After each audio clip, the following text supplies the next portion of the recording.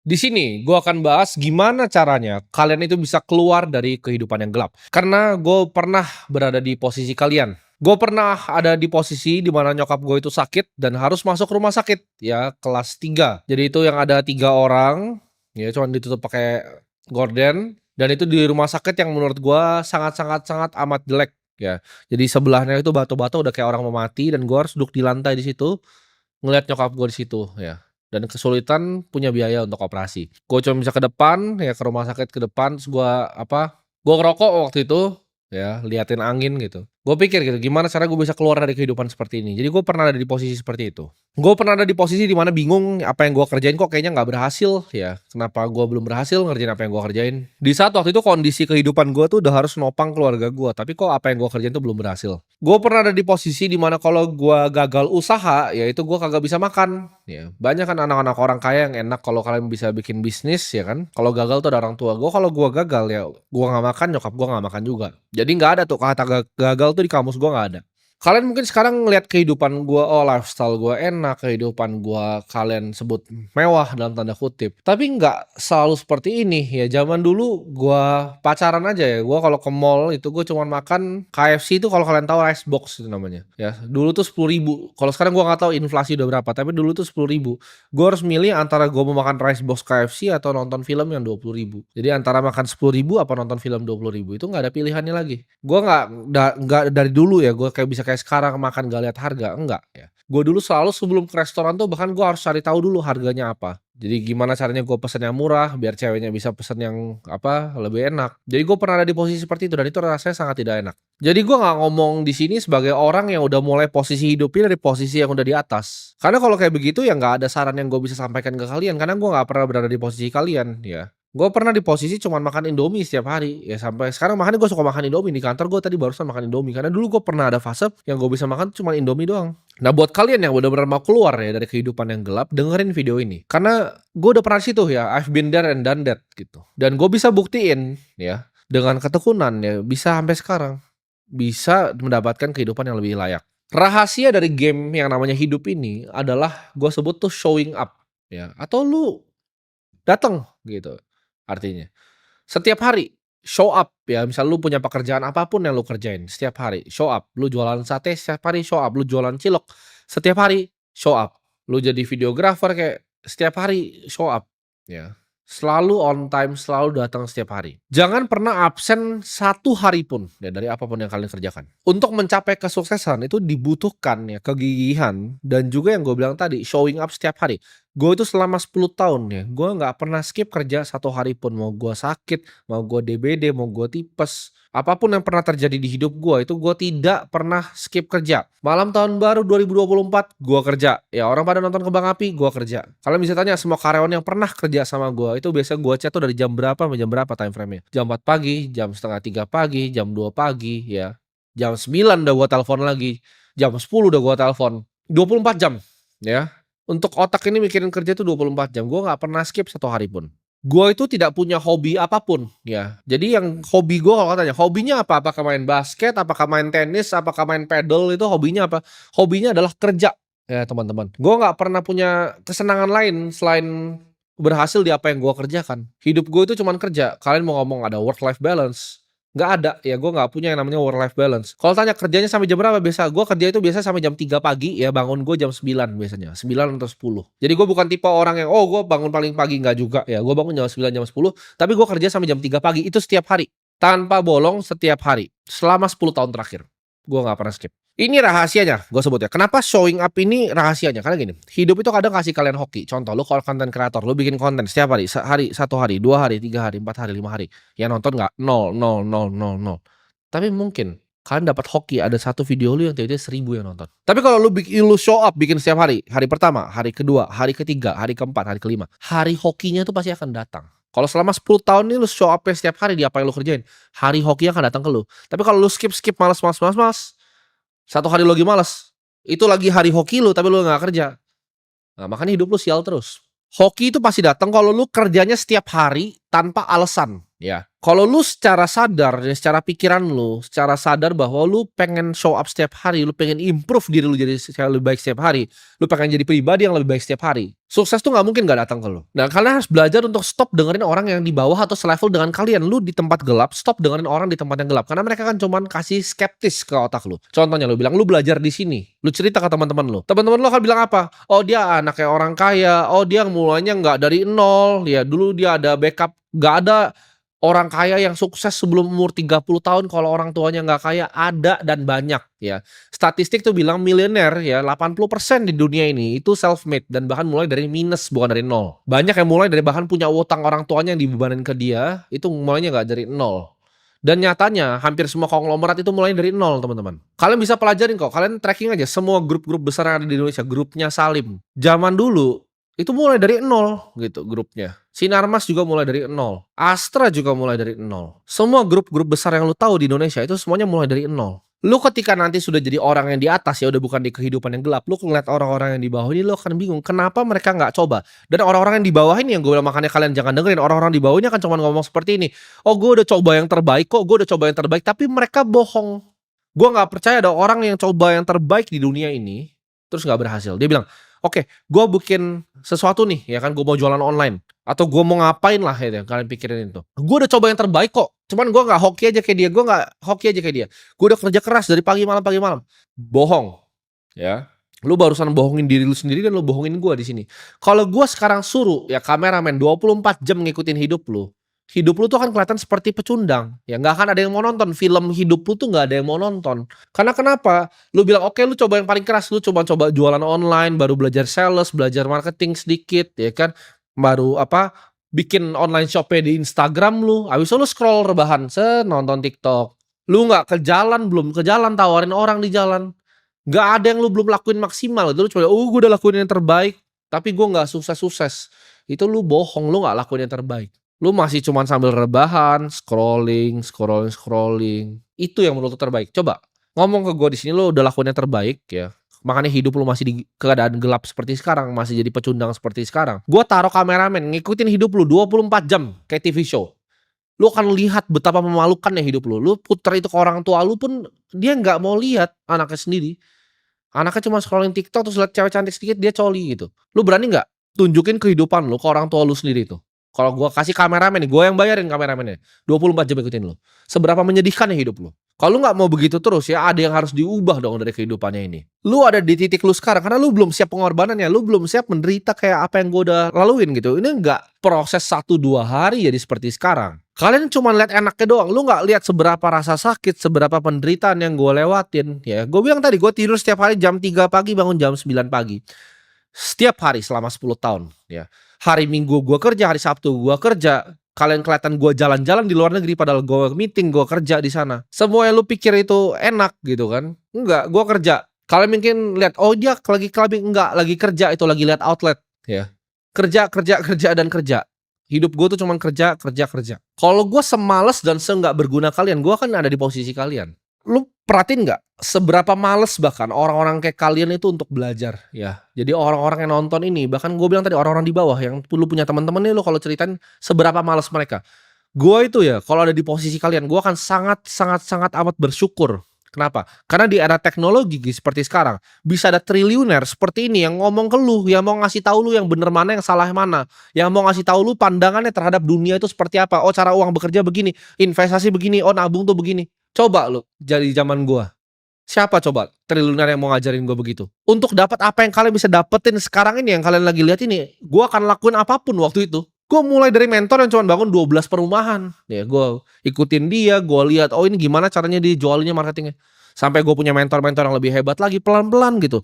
Bahkan mentornya nggak langsung yang triliuner gitu. Mentornya yang punya duit 10M dulu udah jadi mentor gue. Yang punya 20M dulu jadi mentor gue. Yang punya 50M jadi mentor gue. Ini ada triliuner di depan lu lagi ngomong aja lu bisa skeptis gitu kan. Apa yang dia ngomong tuh bener gak sih? Apa dia mah anak orang kaya? Seberapa males dan seberapa begonya lu makanya jadi miskin. Gue akan lakuin apapun ya untuk dapat fasilitas yang lu dapetin sekarang nih. Gue kalau jadi lu ya, ada orang jauh sekali kemampuannya dari gue, ngasih tahu gue, gue kan cuma duduk diam, tenang dan dengerin. Gue tuh nggak pernah punya kesempatan untuk belajar seperti itu. Gue tuh belajar hidup tuh dari digamparin, gonta-ganti mentor, ditipu partner. Banyak sekali yang gue lewatin di hidup ini gitu loh. Kalau lu nggak usah, ya kan lu cuman perlu dengerin beberapa orang yang emang mau sharing aja. Gue harus selalu ambil resiko yang paling besar ya. Gue harus selalu take action. Gue harus selalu yang jadi yang pertama. Dan gue kan ngomong di sini dari 1,6 juta nih sekarang yang nonton ini nih ya, orang-orang yang ada di channel ini. Nggak akan ada satu manusia dari lu yang nonton ini yang kerja keras lebih dari gue.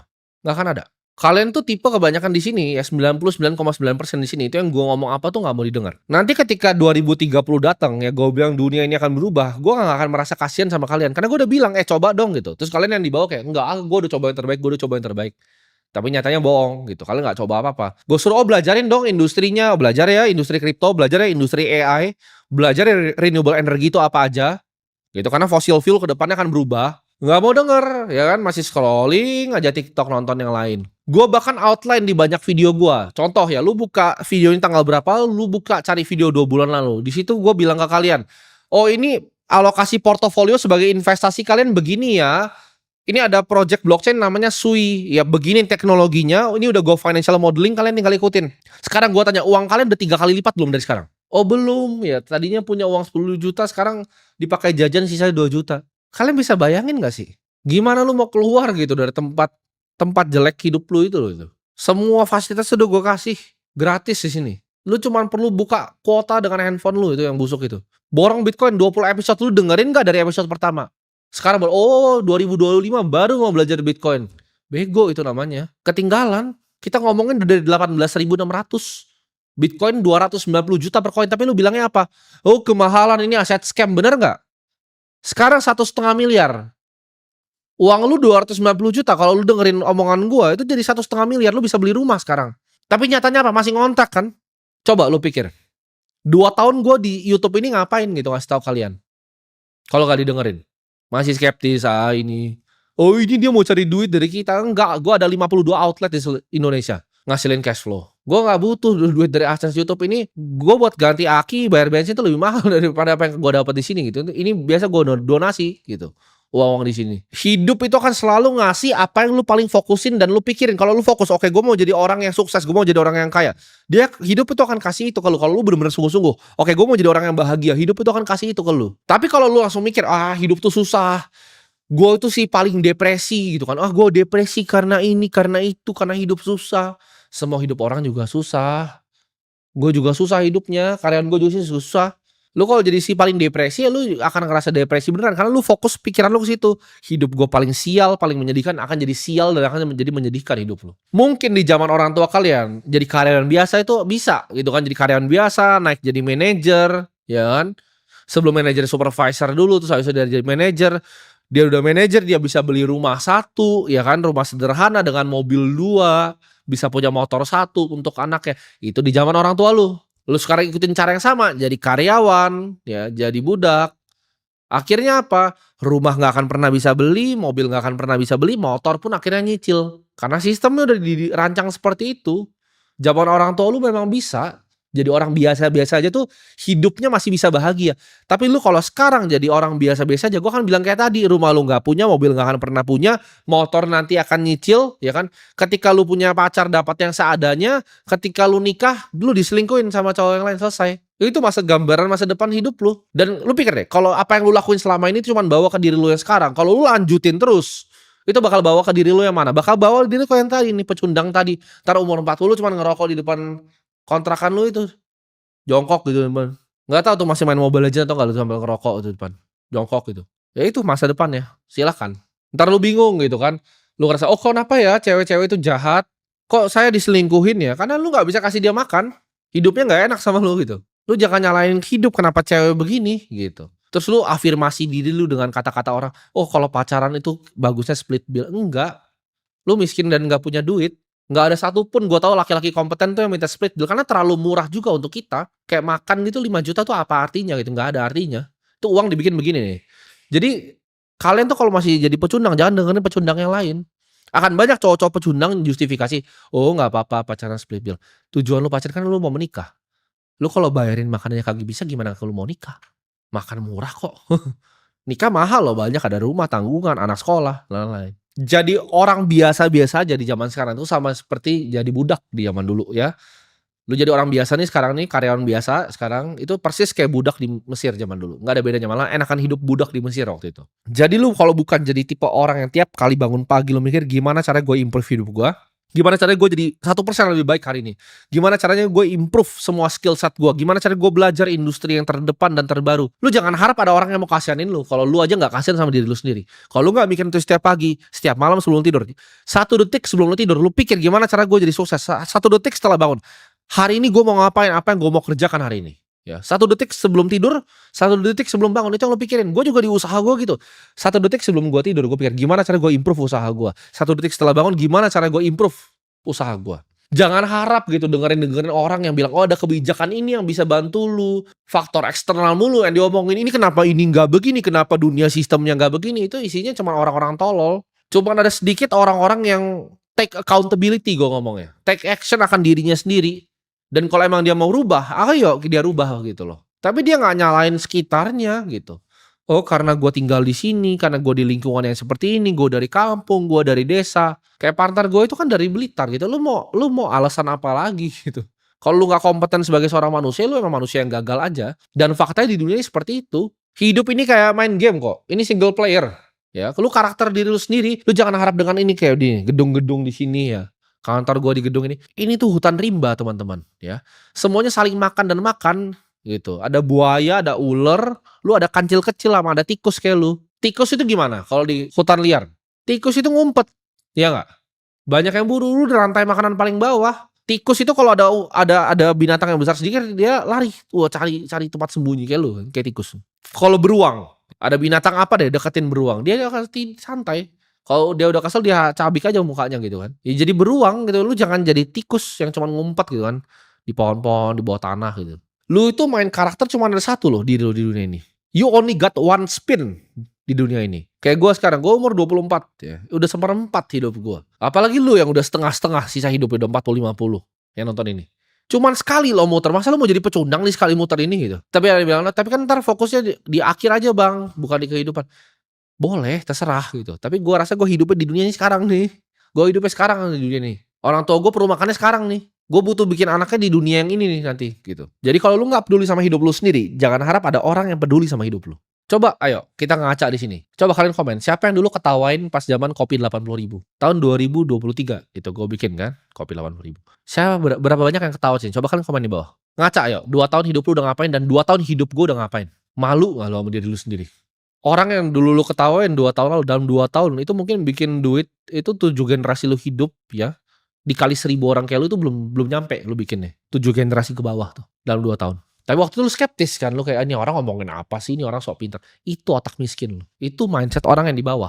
Orang-orang yang di bawah tuh mikirnya seperti itu, skeptis. Oh, orang ini mau nipu gua, oh orang ini begini, orang ini begini, orang begitu. Makanya miskin, makanya di bawah. Karena orang tua lu ngajarin lu untuk mikir seperti itu. Teman-teman lu ngajarin lu mikir seperti itu. Ah ini Timothy ya kopi 80.000, wah tolol banget. Coba yang dulu pernah ngatain itu, sekarang hidupnya jadi apa? Dulu ada yang dianggap misalnya artis gitu ngomong, oh ini kopi 80.000. Sekarang manggung di tempat gua. Lu mau hidup yang enak, ya siap-siap untuk menderita rasa sakit di hidup lu. Ya hidup itu nggak gampang teman-teman. Gue bukan begini untuk jahat ke kalian. Gue ngomong apa adanya. Karena gue nggak yakin gak akan ada yang bisa ngomong kayak gini ke kalian. Semua orang yang ngomong di YouTube ini kan pasti ada kepentingan. Mereka kata kontar nggak bisa dapat AdSense, nggak bisa dapat endorse. Gue peduli setan. Per setan mau gue nggak boleh di YouTube juga gue nggak peduli. Gue nggak hidup dari sini. Gue bikin ini cuman kita ngomong dari hati ke hati gitu loh. Gue pengen beneran hidup kalian lebih baik. Walaupun di sini gue kesannya maki-maki kalian, tapi percayalah, ketika lu nanti kalau ketemu gue nih, lu naik Ferrari, terus lu, bro Tim, gue bisa begini karena nonton lu. Gue akan jadi orang pertama yang jabat tangan lu, udah bilang selamat lu udah keluar nih dari perbudakan. Terus kita ngopi bareng yuk, ayo. Jadi jangan mau nih stuck jadi budak seperti ini. Lu itu harus punya mimpi yang sangat kuat ya. Jadi lu mimpi lu kuat sekali, apapun rasa sakit yang lu alami ketika di ujung, itu rasanya semuanya akan worth it. Lu nggak pernah kan nanya orang sukses, oh gimana sih cara jadi kaya? Terus dia cuma jawab, oh gue cuma rebahan, oh nggak tahu ya, gimana ya cara gue jadi kaya? Gue cuma rebahan, ya kan gue scroll TikTok terus gue jadi kaya. Enggak, mereka masih jawabnya mereka disiplin, mereka fokus, mereka konsisten, mereka kerja keras. Sederhana tapi nggak banyak yang bisa lakuin gitu loh. Sederhana, kerja keras tuh sederhana. Cuman lu semua yang ngaku kerja keras tuh padahal lu nggak kerja keras. Lu pernah dengar nggak kata-kata gini, "Ah, tidak apa-apa, yang penting kamu sudah coba yang terbaik, Nak." Ya kan? "Kamu udah coba yang terbaik kok bikin online shop-nya, gagal itu nggak apa-apa." Enggak, itu kata-kata siapa? Kata-kata pecundang. Lu lomba basket nih, ya kan? "Oh, nggak apa-apa, kamu udah coba yang terbaik kok untuk game ini." Ya enggak lah, lu kalah cuy. Game-nya kalah, hidup itu kayak main basket, ada yang menang, ada yang kalah, lu kalah. Gimana caranya menang? Sebelum lomba 6 bulan sebelumnya lu latihan ya 3 kali sehari. Subuh lu bangun 1 jam lu latihan syuting, lu latihan layup, lu latihan dribbling. Siang lu balik lagi ke lapangan, latihan syuting, dribbling, layup. Malam latihan balik lagi ke lapangan, syuting, dribbling, layup. Besoknya ulang lagi begitu, ulang lagi, ulang lagi. Nah, itu lu nggak kalah tuh kalau kayak begitu karena lu kerja keras. Sedangkan yang bilang udah nggak apa-apa, yang penting lakuin yang terbaik, ya lu kalah. Yang terbaik lu tuh nggak cukup untuk menang di hidup ini. Yang lu bilang tadi bikin online shop lu jualan itu terbaik, itu nggak terbaik. Buktinya lu belum bisa kasih makan orang tua lu tuh belum yang terbaik, itu cuma segini gitu. Banyak yang lakuin lebih banyak dari lu. Biasa aja. Gua itu dari dulu punya mimpi dan tujuan yang sangat jelas ya. Ketika gua udah tahu arah hidup gua kemana, gua nggak pernah ragu dan gua kejar dengan semua kemampuan gua. Yang dulunya orang bahkan ragu ketika gua cerita, "Oh, gua mau gini begini begini begini." Orang dulu ragu. Tapi sekarang ketika gua bilang ini, 5 tahun lagi gua akan bikin gedung. Orang sekarang udah mulai mikir, "Oh, ini beneran nih." Kalau dulu orang ragu ya, "Masa sih anak ini, masa sih?" Nah, lu jadiin keraguan orang-orang di sekitar lu, itu jadi semangat buat lu untuk buktiin mereka semua ini salah. Lu fokus ya bener-bener coba yang terbaik, lu pelajarin industri yang gue selalu ngomong, ulang ulang ulang ulang ulang. Lu pelajarin dengan segenap hati lu show up setiap hari, lu lakuin yang terbaik. Anggap hidup lu tuh ada kameramen yang ngikutin lu 24 jam. Nanti itu video itu semua akan diputer ke anak lu. Apakah itu hidup yang lu mau kasih dia nonton atau lu malu sama kehidupan diri lu sendiri? Jadi itu cara framework mikirnya. Itu gue pinjam dari Charlie Munger tuh, invert thinking. Ya pikir kebalik. Lu malu nggak hidup lu kayak begitu? Ada kameramen 24 jam ngikutin hidup lu. Apakah hidup itu lu mau pertontonan ke anak lu, ke orang lain atau tidak?